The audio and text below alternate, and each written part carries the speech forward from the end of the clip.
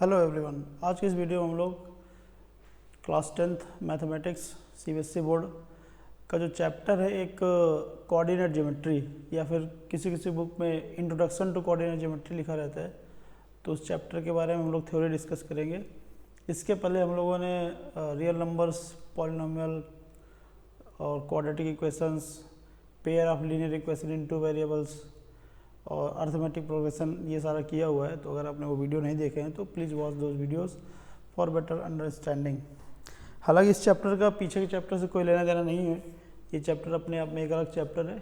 ठीक है, यहाँ से कोऑर्डिनेट ज्योमेट्री की स्टार्टिंग होती है क्लास 10th से, राइट। इसके बाद 12th में या फिर 11th और 12th में जो ये सिलेबस है, जो ये टॉपिक है, बहुत बड़ा हो जाता है।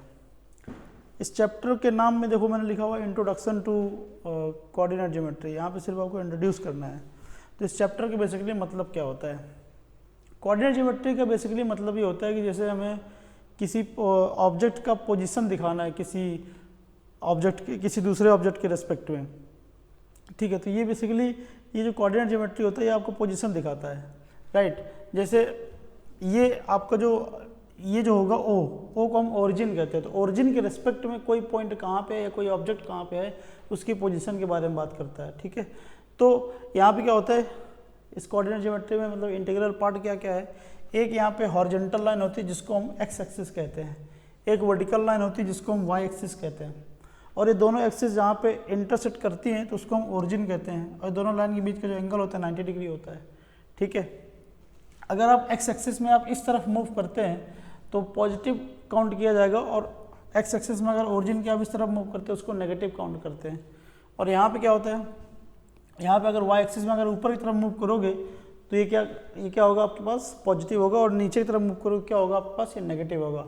अब यहाँ पे जरा देखिए, जब आपने किसी प्लेन में ये दो ये वर्टिकल लाइन अगर आपने ड्रॉ किया तो प्लेन आपका 4 पार्ट में डिवाइड हो जाएगा।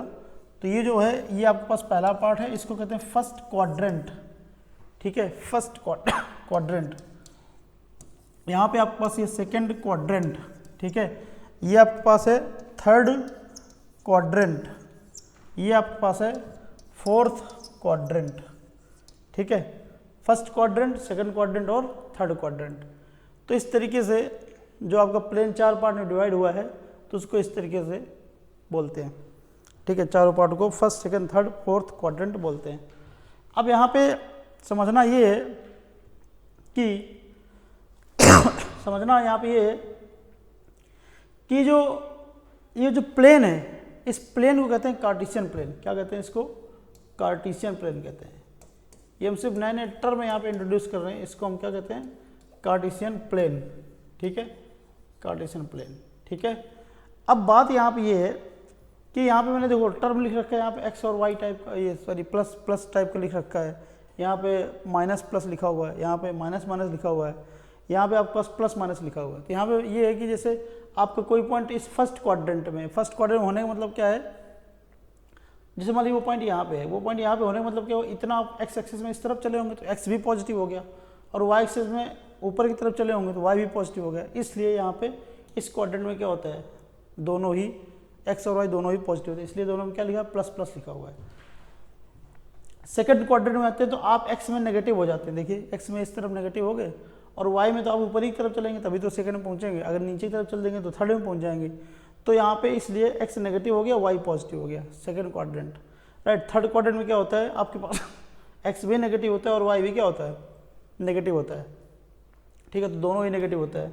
और फोर्थ क्वाड्रेंट में क्या होता है? आपका एक्स पॉजिटिव होता है लेकिन वाई नेगेटिव होता है, क्योंकि वाई में आप नीचे की तरफ जाएंगे इसलिए यहाँ पर नेगेटिव लिया जाएगा। तो ये आपके पास साइन कन्वेंशन है, तो इनको बहुत ध्यान रखना है। मतलब अगर आपके पास पॉइंट इस तरीके से लिखा है -2,3, तो इनसे बात पता चल जाना चाहिए ये आपके पास माइनस, ये आपके पास प्लस है। तो इससे ये बात क्लियर हो जानी चाहिए आपको कि ये आपका सेकंड क्वाड्रेंट में है, राइट। अगर दोनों में ऐसे लिखा है -2,-2 लिखा हुआ है तो इनसे ये बात पता चल जानी चाहिए कि आपके पास कहाँ पे है? थर्ड क्वाड्रेंट में, क्योंकि दोनों माइनस है तो आपके पास थर्ड क्वाड्रेंट में ऐसी स्थिति आती है। अगर आपके पास एक्स पॉजिटिव वाई नेगेटिव है तो अगर ऐसा पॉइंट आ जाए तो आपको ये बात कंफर्म हो जाना चाहिए आपके पास फोर्थ क्वाड्रेंट की स्थिति है, राइट। तो इस तरीके से इसका इंट्रोडक्शन होता है। और जरा देखिए यहाँ पे ये जो एक्स है और ये जो वाई है, हमेशा जो लिखा जाता है पहले एक्स ही लिखा जाता है, और जो y है तो दूसरे नंबर पर लिखा जाता है। और x का दूसरा नाम भी कहते हैं, इसको एब्सिसा कहते हैं और इसको ऑर्डिनेट भी कहते हैं। कभी कभी एब्सिसा और ऑर्डिनेट की बात करते हैं तो एब्सिसा का मतलब होता है x कोऑर्डिनेट और ऑर्डिनेट का मतलब होता है y कोऑर्डिनेट।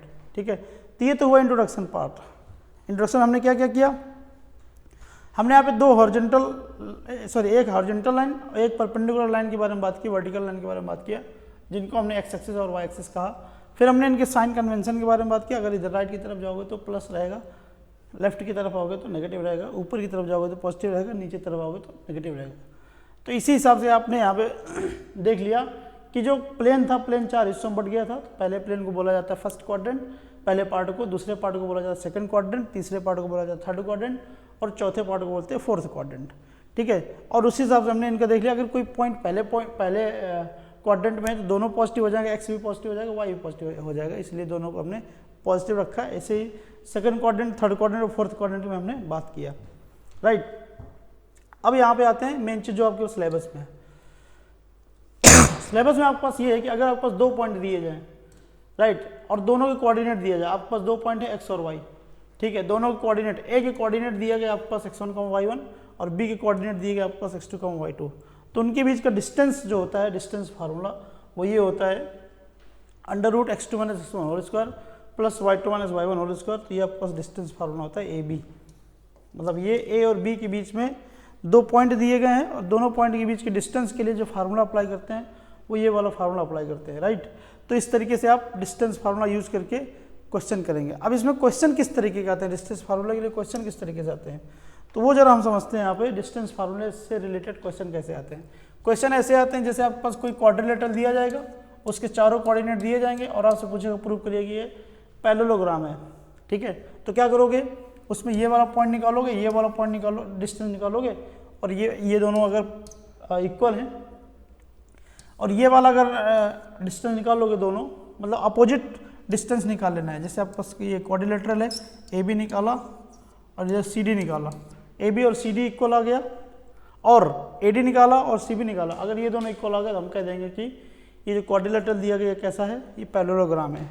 राइट, और क्या प्रूव करने के लिए यूज करते हैं डिस्टेंस फार्मूला, हम यूज करते हैं कि जैसे मान लीजिए कोई ट्राइंगल के कोऑर्डिनेट्स दिए जाएँ, वर्टाइसेस के कोऑर्डिनेट दिए जाएँ और आपसे कहा जाए प्रूव दैट ये this triangle is this triangle is right angle triangle, या फिर this triangle is equilateral triangle, या फिर this triangle is an isosceles triangle. तो अगर राइट एंगल ट्राइंगल के लिए बोलेगा तो हम तीनों साइड्स डिस्टेंस निकाल लेंगे। जैसे मान लीजिए आपके पास ये ट्राइंगल है, इसके कोऑर्डिनेट यहाँ ये भी दिया जाएगा, ये भी दिया जाएगा, ये भी दिया जाएगा, मतलब ए के कोऑर्डिनेट दिए जाएंगे यहाँ पे x1, y1 और बी के कोऑर्डिनेट दिए जाएंगे आपके पास x2, y2 और सी के कोऑर्डिनेट दिए जाएंगे आपके पास x3, y3।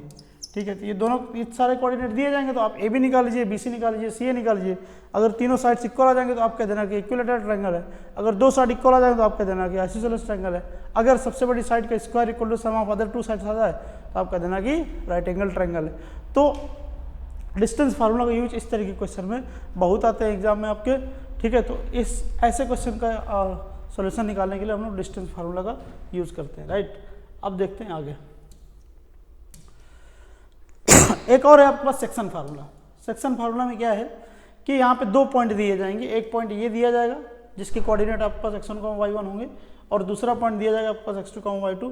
ठीक है, और आपसे कहेगा एक तीसरा पॉइंट C है, C के पॉइंट निकालिए। और C पॉइंट कैसा है, इस पूरी AB लाइन को m/n की रेशियो में डिवाइड करता है। कहने का मतलब ये है कि अगर आप AC/BC निकालेंगे तो ये आपके पास आएगा m/n।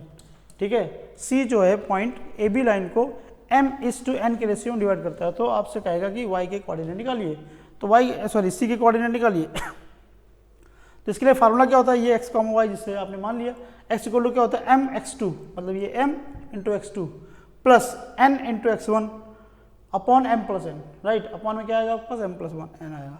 ऐसे ही my2, मतलब ये m लेंगे, इधर पे y2 मतलब जो दूसरा पॉइंट है उसका y कोऑर्डिनेट लेंगे, तो my2 प्लस ny1 अपॉन में m + n।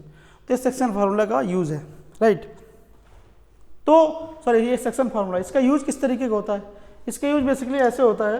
कैसे जैसे मान लीजिए आपसे कह देगा कि जैसे 2 पॉइंट दिए जाए आपके पास यहाँ पे A और B, इसमें बीच में एक पॉइंट है C, इसके कोऑर्डिनेट दिए जाएंगे x1, y1, इसके कोऑर्डिनेट दिए जाएंगे x2, y2, और बीच का पॉइंट है, कह रहा है ये 2:1, 1:1 के रेशियो में डिवाइड करता है c, मतलब c क्या यहाँ मिड पॉइंट है, राइट। तो कैसे निकालेंगे इसके कोऑर्डिनेट x, कैसे निकालेंगे x, y कैसे निकालेंगे, ऐसे x इंटू x2, तो यहाँ पे आ जाएगा x2, ये हम x इक्वल टू कर रहे हैं, मतलब ये वाला कोऑर्डिनेट, ये वाला वैल्यू इंटू x2 प्लस ये वाला वैल्यू इंटू x1, यहाँ पे x1 आ जाएगा, अपॉन क्या आएगा यहाँ पे इन दोनों का सम, दैट इज 2। तो यहाँ पे आपके पास क्या निकल के आ जाएगा x1 प्लस x2 y2, ठीक है।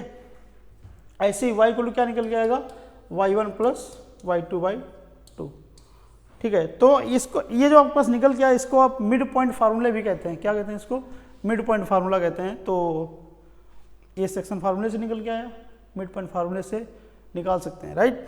तो इस तरीके से आपके पास सेक्शन फार्मूला हो गया। सेक्शन फार्मूला का मतलब ये है कि कोई दो पॉइंट दिए जाएंगे, उनके बीच में कोई पॉइंट होगा, और वो पॉइंट ऐसा हो जाएगा कि दोनों पॉइंट को मिलाने वाली जो लाइन होगी उसको ये पर्टिकुलर रेशियो में डिवाइड कर रहा होगा, तो वहाँ पे यूज होगा आपका सेक्शन फार्मूले का, राइट। तो आप इस तरीके से सेक्शन फार्मूले का यूज कर सकते हैं। आगे जरा देखिए, आगे आपके पास क्या है कि एरिया ऑफ ट्रायंगल निकालने के लिए आता है। आपको पता है कि ट्रायंगल में 3 वर्टाइसेस होते हैं, ए बी सी, तीनों कोऑर्डिनेट दिए जाएंगे x1, y1, बी के कोऑर्डिनेट दिया जाएगा आपके पास x2, y2, सी का कोऑर्डिनेट दिया जाएगा आपके पास x3, y3। तो एरिया का फार्मूला आपके पास कुछ इस तरीके से होता है, ठीक है। क्या होता है, x1 in bracket y2 minus y3 plus x2 in bracket y3 minus y1 plus x3 in bracket y1 minus y2। याद करने का तरीका बहुत सिंपल है। अगर आपके पास 1 2 3 अगर लिखें तो यहाँ पे x1 लिखा है, x1 के बाद क्या आता है, 1 के बाद क्या आता है, 2 आता है, तो 2 यहाँ पे y2 आ गया, माइनस 2 के बाद क्या आता है, 3 आता है, तो यहाँ पे y3 आ गया, प्लस अब ये x वाला देखो, x1 लिखा है यहाँ पे, x1 1 के बाद क्या आता है, 2 आता है, तो यहाँ पे x2 हो गया। अब 2 के बाद क्या आता है, 3 आता है, 3 के बाद 1 आता है, साइकिल, इस साइकिल में, राइट। ऐसे ही x2 लिखा हुआ है, तो यहाँ पे क्या आ जाएगा, x3 आ जाएगा। अब 3 के बाद क्या आएगा, 1 आएगा, तो यहाँ पे x1 y1 हो गया, y2 हो गया, राइट। तो ये एक तरीका ये याद करने का। वैसे तो इसको सिंपली याद कर लो, तरीका क्या ही मतलब है, राइट। इसको सिंपली आप याद कर लीजिए। एक तरीका और कह सकते हैं यहाँ पे लिखने के लिए, जैसे आपके पास ये पॉइंट लिखे x1 y1, ये आपके पास हो गया x2 y2, ये आपके पास हो गया x3 y3, ये आपके पास हो गया x1 y1, ठीक है।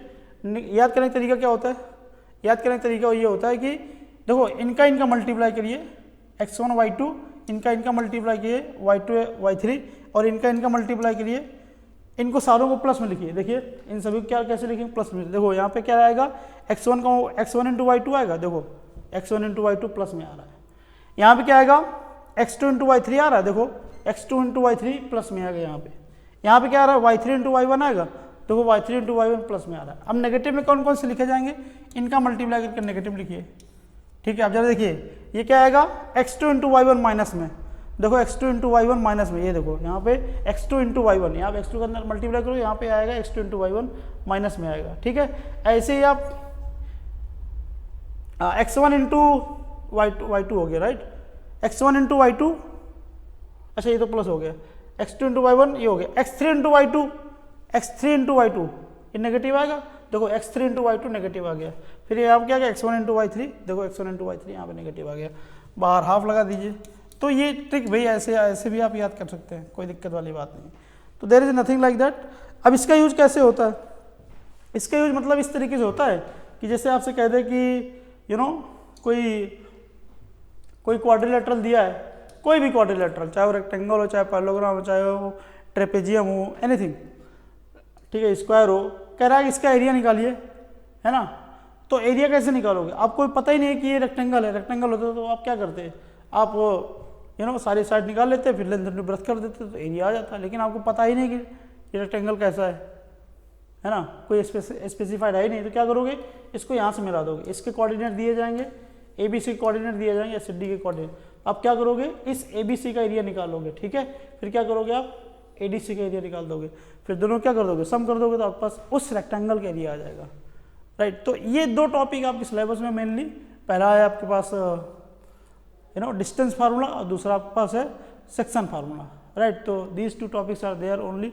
और सेक्शन फार्मूला का यूज मैंने बताया, और डिस्टेंस फार्मूला का भी यूज मैंने बताया, और जो पहली स्लाइड थी, पहली स्लाइड मैंने आपको इंट्रोडक्शन टाइप का बताया, ठीक है। तो ये इतना सा आपके पास सिलेबस में, राइट। बाकी क्वेश्चन के साथ हम लोग अगले वीडियो में हाजिर होंगे। तब तक के लिए thank you for watching right.